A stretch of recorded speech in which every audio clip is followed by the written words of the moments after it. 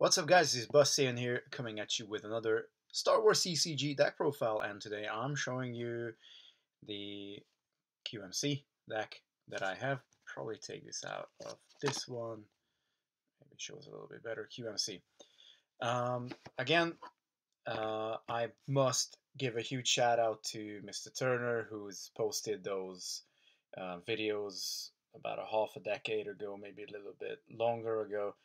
Um, with his GEMP gameplays, which basically, I guess, got me into building my first two decent decks in Star Wars CCG. And of course, you guys will maybe have seen my Raltier Ops Dark Side deck, and this is the QMC.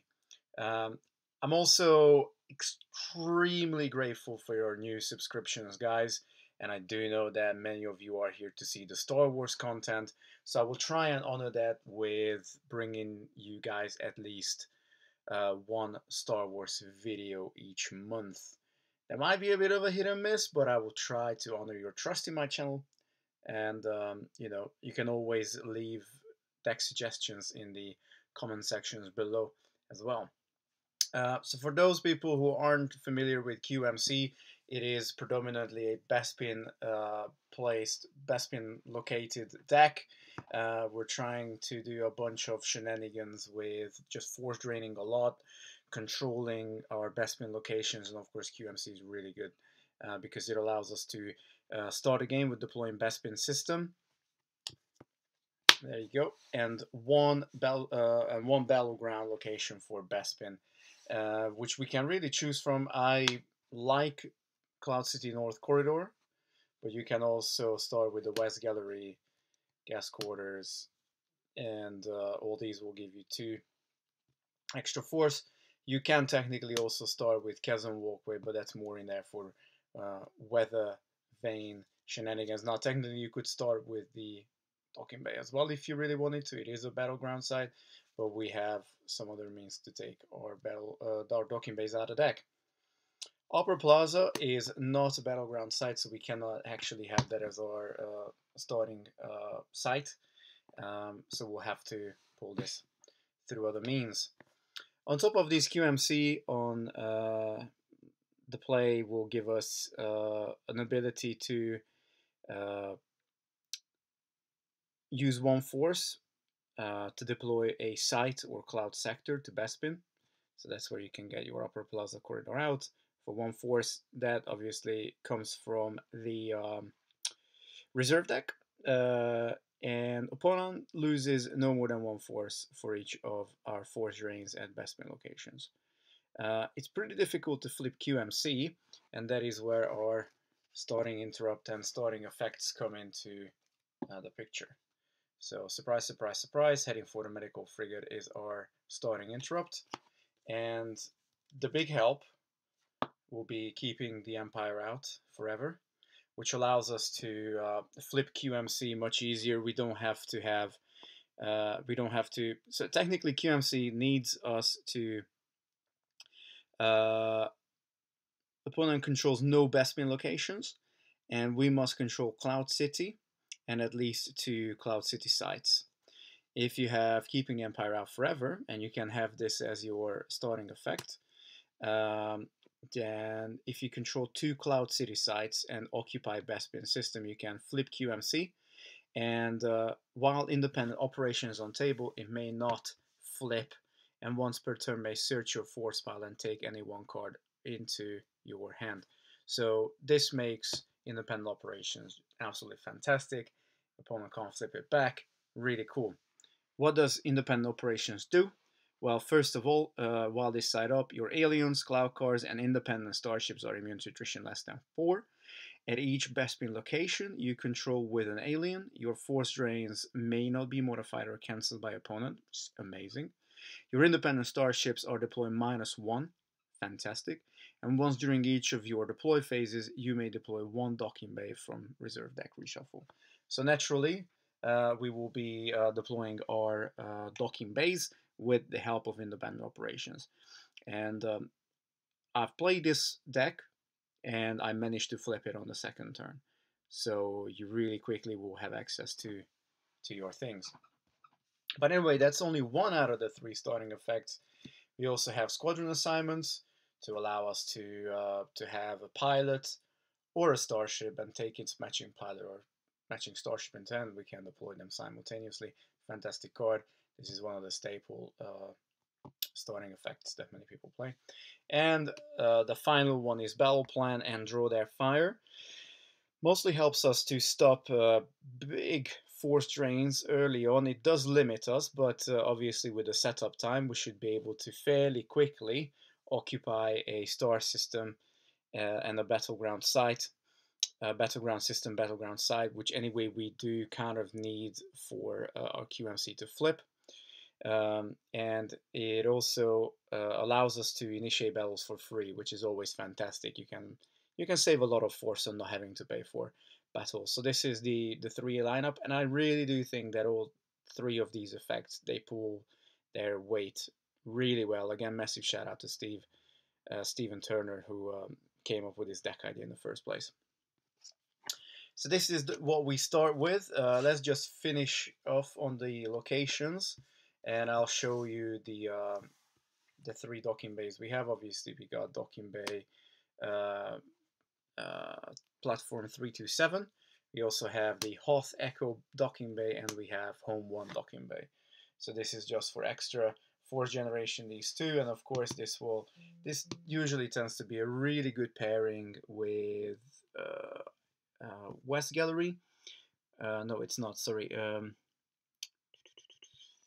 This one here, the Upper Plaza Corridor, which allows you to may move free between here and any Cloud City side during your move phase. So I kind of tend to use this as the other docking bay and just have this at the end and this right by Bespin, and then have all these interior sides, have this at the very end, so I can just move back and forth pretty much between all the different places, which is neat. That's it for locations. One thing I will say is, I mean, the deck wouldn't necessarily be worse if we had at least maybe another 1 planetary system. But anyway, it still works really, really nicely as is. So that's it for the start of the game, and that's it for the locations. Let's look at our ships and kind of pilot pairings. So we got 2 Millennium Falcon, of course, with squadron assignments in mind. We also have 2 Captain Solos to be able to pilot the Falcon, and we also have Chewie. Now, anybody and everybody who plays this game knows that this is a super powerful combination of 3 cards here. Mind you, last game I played, I ended up losing Chewbacca, and I put Corran Horn in there to be the second pilot with Han Solo. And I mean, having a maneuver of 8 is very, very cool, as it turns out, and you get your. I mean, you still get your 2 your 2 battle destinies, because you know you'll have ability of 4. In fact, you'll have ability of 7 in case you come across was it Zuckuss? Dengar. If you come across Dengar and you need ability of 6 or higher to draw battle destiny, then yeah, really nice little combo. Because Chewie only has, bless him, 2 ability there. But yeah, squadron assignments wise, obviously this can pull any one of these, or any one of these can pull the Falcon. And then we've got Red Squadron 1 with its matching pilot being Wedge Antilles. Somebody gave me a little hint when I did the how to start deck building video to look up Red Squadron 1 and Wedge Antilles Red Squadron Leader. Thank you so much for that tip. You can now see that I have gotten those cards, and it is a really nice little combo. Just to be able to have a 6 power, you get your Battle Destiny, because Wedge draws if unable to otherwise. Also attrition to immunity to attrition less than 5, and you will also get a -1 cost reduction because of Red Squadron 1, so Wedge will be only a 2 cost, which is really cool too. And then finally, I also have Red 3, which we run with Biggs Darklighter. I kind of like Biggs because, again, he draws 1 Battle Destiny if unable to otherwise. And it's fairly inexpensive to get them down for a total cost of 4. He also adds 2 to the power of Red 3 and 1 to the maneuver, and that's pretty cool. So you get a 5 power, 5 maneuver, 5 hyperspeed ship, which is pretty cool. Although it doesn't have an Astromech, technically can't jump. But it's pretty much mostly there to defend the Bespin system anyway. All these guys are to defend the Bespin system. If you do need to sort problems, you will have to obviously use Millennium Falcon. Naturally, it gets I think is it Chewie that gives it? It's not Chewie. One of the guys gives it extra hyperspeed, or am I just imagining that? I'm just imagining that. Never mind. Still, a hyperspeed of 6 is probably enough. I mean, Cloud City being at Sector 6, you can jump all the way into Coruscant, or you can jump all the way out to Parsec 12. So you pretty much can go anywhere if you got the Falcon down. Not a problem at all. The rest of our Space Force will come predominantly from Z-95 Bespin defense fighters. These guys are amazing because, well, they're independent starships, so when you have independent operations out, they will be a cost of 1. They have a built-in pilot, so they come down as a power of 3, and at least they give you 1 ability. But you can add an alien pilot to suspend the independent pilot, and it has power +2 at Bespin locations. So, I mean, that's fantastic in its own right. Obviously, the Bespin star system being a Bespin location, these guys will be power 5 without even a pilot on them. But we, of course, have a bunch of alien pilots to be able to fly the Z-95s. Now, Corran Horn is not an alien pilot. In fact, he's a... That's not even star here. Let's go to our pilots. I guess that's the idea here. So we have a Melas, which is an ability 4, power 2 alien, adds 2 to the power of anything he pilots, and he gets immunity to attrition higher than X, where X is the number of your aliens present, including himself. So that can be pretty good. I just like him because he immediately draws Destiny.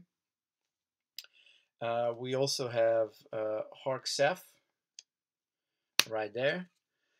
Power +1 at swamps, adds 2 to the power of anything he pilots, while at a battleground site, whenever you must lose force from a force drain at an adjacent site, may reduce the loss by X by using X force. It's only a 2 ability guy, but still an alien pilot, and it still only costs 2 to put him down. Then we have, of course, we have Boshak. Boshak is another 4 ability alien pilot, adds 3 to the power of anything he pilots. He also has immunity to attrition less than 3, so that can be useful. A little bit more expensive, certainly more expensive than Melas, but still fantastic little pilot there. And we also have Arline Schloss, another alien pilot, only 3 ability, but that's not really a problem. If you got 2 Z-95s out, let's say Hark Surf, and you got Arlen out, then you already have your Battle Destiny there. What's really cool about him is that he will search your reserve deck on deployment for a non-unique alien and put it in your hand. Also has to the power of anything he pilots, and your aliens deploy -1 to same or adjacent Tatooine sites. So if you do play against somebody that has Tatooine, then that can give you a bit of an edge, I guess. And what he can search for is either a Palace Raider or a Hnemeth. Palace Raider doesn't need any introduction, fantastic card. We're not using Palace Raider to its full capability. We don't have any transport vehicles in here, although I am thinking about maybe putting in 1 or 2 just to be able um, to give us a little bit more defense, perhaps on docking base. And our other alien there, also 2 cost, again ability of 2, again adds 2 to the power of anything she pilots, and she also adds 2 to the deploy cost of each opponent's male Imperials that are deploying to same or adjacent site, which is really cool. So that's the 2 that you can search with Arlan Schloss, and all these guys are predominantly there to pilot the Z95s, but of course they can jump into other ships as well. And last but not least, of course, our big capital is Home 1, which I obviously realistically should be run in any light side deck where you got the space for it, where you need something decisive to be in space. Doesn't really even need any pilots put into it because it's just that good. We're not quite done with characters yet. We are running KFC. She's another pilot, but she doesn't fit into your regular starfighters. She can, however, pilot the Home 1, and she can also pilot. I don't know if she can actually pilot the Falcon. But she can definitely pilot the Home 1 if you want to. Nevertheless, again, anybody who knows KFC, you will know that you're running her for that destiny negating effect that she has, and she's a 0 drop as well, so that's always good to have in the deck. We also got Orimarco. When he's in a battle, just 1 against an Imperial opponent, must lose 2 force. Fantastic stuff. Immune against attrition less than 3 or less than 4 present in the forest, jungle, or exterior and or side. We're actually going into our rebels now. Well, actually, yeah, Orimarco I think is one of our final ones. Actually, no, it's not, because I haven't gone through the layers yet. I don't know where I put the layers. Oh, they're right here. Okay. Orimarco is a rebel, but we still have 2 aliens. We have Yoxget and we have Pukumir Thriss. Pukumir is an amazing card. Adds 1 to your force drains at related sites while he's on Cloud City. Fantastic guy. You want to protect him if he comes down. We don't really have any minors in the deck, so the rest of the ability isn't that important. But during your deploy phase, may deploy 1 non-unique rebel to same Cloud City site. So again, you can have your non-unique rebel. Sorry, we haven't got any of those. And then we got Yoxget. Deploys free to a Cloud City or Jabba's Palace site. Power +2 on Cloud City. During your control phase, may use 3 force to search your lost pile and take 1 weapon or device into hand. We're not taking advantage of that, but it is again basically a free deploy 3 power guy, just a bit of a filling, obviously, to get some more guys onto Cloud City and be able to control Cloud City, because that's what we want. We want to be able to flip QMC into independent operations. That's where these guys come into the picture first and foremost. Right, additional rebels and problem solvers. We've looked at Coran Hornyat, really good against spies. He's also a very good pilot. He also draws Bell Destiny immediately. And the fact that he adds 2 to the maneuver of anything is also fantastic stuff. Immune tradition less than 3. And he is also power +3 if he's up against a spy or a bounty hunter. Fantastic card. And then we have 1 Leia with blaster rifle, another really good problem solver. She can also pilot stuff. She can also draw Battle Destiny immediately. She adds 1 to the power of anything she pilots. She adds 1 Battle Destiny with Han. So if you put, obviously, you can put Leia onto the Millennium Falcon as well, and then you're gonna be drawing like 3 Battle Destinies, which is just crazy. She also has Leia's Blaster Rifle, which targets for free, and target hit and its forfeit equals 0 if your 1 Destiny draw +1 is higher than the defense value of the targeted card. fantastic stuff. But obviously, the real big problem solvers, we got 3 Luke with lightsaber, and we got 3 Obi-Wan with lightsaber. These guys don't need any introduction. You guys know exactly what they do. You got a problem, you throw these guys at them. And then finally, we have a Bantha droid, which is actually a pretty cool card. Oil vehicles and droids at same location are immune to attrition less than 2. Also, if Bantha droid is at a docking bay, which you want to play it to, all your starfighters at the related system are immune to attrition less than 3 and may cancel lateral damage. Particular lateral damage, I didn't see Bantha droid. One of my Z95s was under lateral damage. I couldn't fly over to the location, it was too far. And so I was basically stuck with a useless Z95. But that's exactly what you got this card in for, to be able to cancel lateral damage. So that's it for all our characters. And let's look at our interrupts. We run 1 Nabran leads against any of those decks that doesn't negate it some way. But obviously it is still a good card. It's a very good card. Being able to move something with a used interrupt at any point you want is fantastic. We of course have the, I think, pretty much staple 2 copies of Rebel Barrier. Fantastic card again. Most decks used to run this. We got 2 copies of Bith Shuffle Desperate Reach, particularly in there for the Weather Vane shenanigans. We also have 2 copies of Fall of the Legend, which allows us to either search for a Weather Vane or relocate a character that was just lost at a battle during a duel at a Cloud City side. So we can technically save our guys, putting them onto the Weather Vane, and then we can actually get them back from there with the use of Path of Least Resistance, I believe, which is a neat little combo that I would have never figured out on my own. And now looking at effects, of course we have the Weather Vane.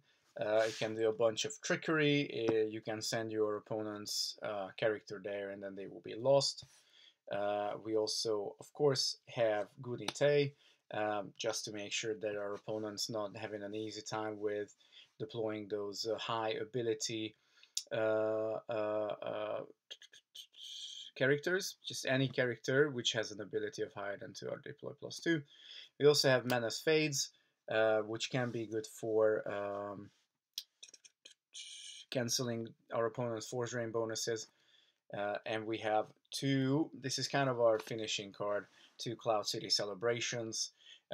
Basically when we've established our independent operations or on the Bespin, we can start to be able to retrieve cards from our lost pile and basically be able to refill our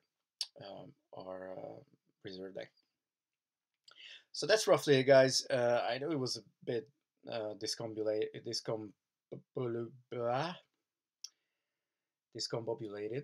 this video. I apologize, but I wanted to get this out this month, and I do hope you enjoyed it to at least some degree. And again, thank you so much for your subscriptions. Make sure you like this video, make sure you leave a comment below, make sure you subscribe as well if you watch this. I think it's about 5% of my viewers that are actually subscribed, so that's pretty crazy. Anyway, guys, again, thank you so much. Up until next time, peace. And Boss Saiyan signing out, and may the Force be with you.